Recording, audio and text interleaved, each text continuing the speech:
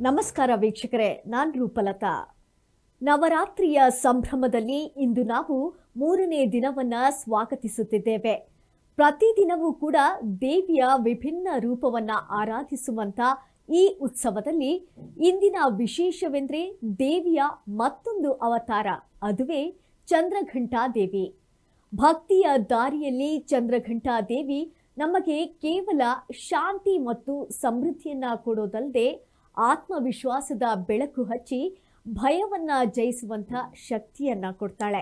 ಹೀಗಾಗಿ ಇಂದಿನ ಚಂದ್ರಘಂಟಾ ದೇವಿಯ ವಿಶೇಷತೆ ಹಾಗೂ ಪೂಜಾ ವಿಧಾನಗಳನ್ನ ತಿಳಿದುಕೊಳ್ಳೋಣ ಬನ್ನಿ.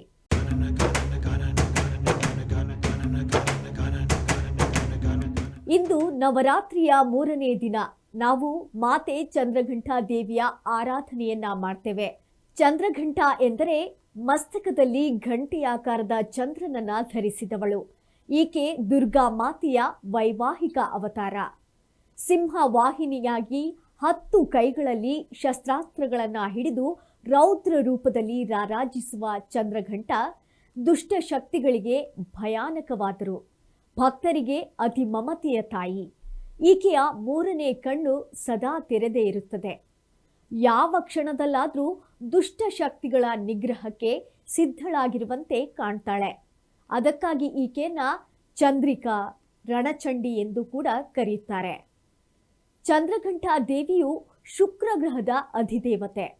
ಈಕೆಯ ಆರಾಧನೆಯಿಂದ ಮನೆ ಮನೆಗಳಲ್ಲೂ ಕೂಡ ಸಂಪತ್ತು, ಸಮೃದ್ಧಿ, ಸಂತೋಷ ನೆಲೆಸುತ್ತದೆ.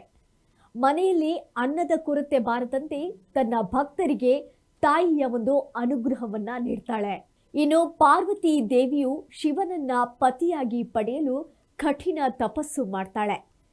ಕೊನೆಗೂ ಶಿವನು ಪಾರ್ವತಿಯನ್ನ ಮದುವೆಯಾಗಲು ಕೈಲಾಸದ ಗಣಗಳೊಂದಿಗೆ ಪಾರ್ವತಿಯ ಅರಮನೆಗೆ ಬರ್ತಾನೆ.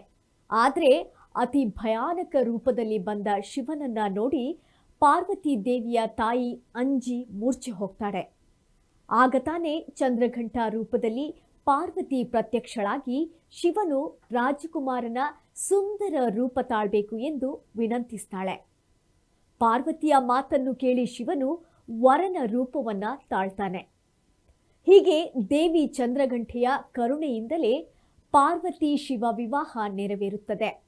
ಈ ಮಾತೆಯನ್ನು ನಾವು ಯಾವ ರೀತಿಯಾಗಿ ಪೂಜಿಸಬೇಕು ಎಂಬುದನ್ನು ನೋಡೋದಾದರೆ, ಭಕ್ತರು ಮಾತೆ ದೇವಿಗೆ ಮಲ್ಲಿಗೆ ಹೂವನ್ನು ಅರ್ಪಿಸಿ ಕೆಂಪು ಬಣ್ಣದ ವಸ್ತ್ರಗಳಲ್ಲಿ ಚಂದ್ರಘಂಟೆಯನ್ನ ಅಲಂಕರಿಸಿ ಭಕ್ತಿಯಿಂದ ಧ್ಯಾನ ಮಾಡಿ ಆರತಿಯನ್ನ ಸಲ್ಲಿಸಿ ಮಾತೆಗೆ ಪ್ರಸಾದವಾಗಿ ಕೋಸಂಬರಿ, ಚಕ್ಕುಲಿ, ಬೆಲ್ಲ, ಹಾಲು, ಪಾಯಸವನ್ನ ಇಟ್ಟು ತುಪ್ಪದ ದೀಪದಿಂದ ಮನಪೂರ್ವಕವಾಗಿ ಆರಾಧಿಸಬೇಕು. ಹೀಗೆ ಮಾಡಿದರೆ ಮನಸ್ಸಿನಲ್ಲಿರುವಂತಹ ಭಯ ನಿವಾರಣೆಯಾಗುತ್ತದೆ. ನಕಾರಾತ್ಮಕ ಶಕ್ತಿಗಳು ದೂರವಾಗಿ ಮನೆಯಲ್ಲಿ ಒಂದು ಶುಭ ಶಕ್ತಿ ನೆಲೆಸುತ್ತದೆ.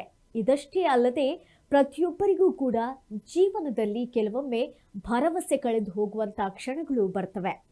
ಆದರೆ ಇಂಥ ಸಮಯದಲ್ಲಿ ಚಂದ್ರಘಂಟಾ ದೇವಿಯ ಆರಾಧನೆ ಮಾಡಿದರೆ ಕತ್ತಲು ದಾರಿಯ ಮೇಲೆ ಬೆಳಕು ಚೆಲ್ಲಿ ಭಕ್ತರನ್ನ ಯಶಸ್ಸಿನತ್ತ ಮುನ್ನಡೆಯುವಂತೆ ಮಾಡ್ತಾಳೆ ಮಾತೆ ಚಂದ್ರಘಂಟಾ ದೇವಿ. ಒಟ್ಟಾರೆಯಾಗಿ ಚಂದ್ರಘಂಟಾ ದೇವಿಯ ಆರಾಧನೆಯಿಂದ ಭಯವು ದೂರವಾಗಿ ನಮ್ಮಲ್ಲಿ ಧೈರ್ಯವು ಮನೆ ಮಾಡ್ತದೆ.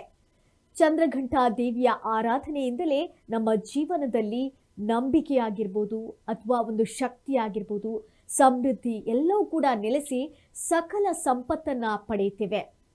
ಈ ಪೂಜೆ ಕೇವಲ ಆಚರಣೆ ಅಲ್ಲ, ಅದು ಮನಸ್ಸಿಗೆ ಆತ್ಮವಿಶ್ವಾಸ ತುಂಬುವಂಥ ಶಕ್ತಿ.